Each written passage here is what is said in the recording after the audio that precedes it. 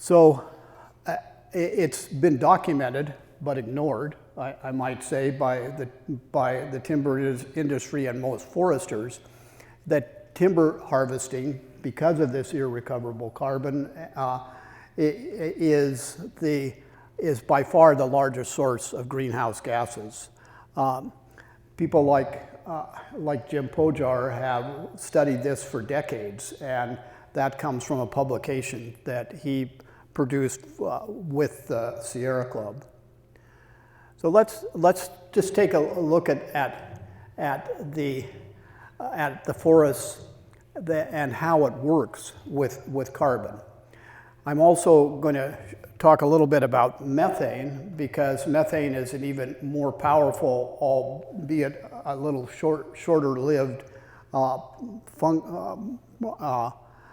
greenhouse gas.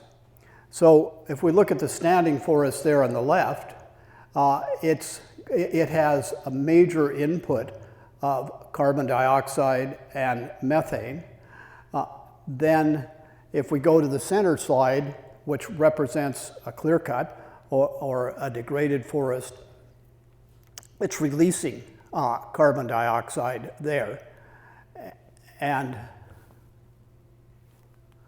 it also is, like I mentioned earlier, a carbon dead zone for about 15 years. And eventually, you have a regenerating or regrowing forest that begins to capture carbon. But as I mentioned earlier, it won't get back to a normal level from an intact forest for hundreds of years. And the same thing is true with methane.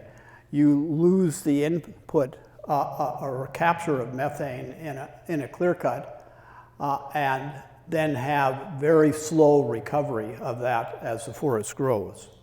So that slide is meant to kind of, as a summary, to say that removal of forests is a big problem for increasing greenhouse gases that will last in many cases for hundreds of years.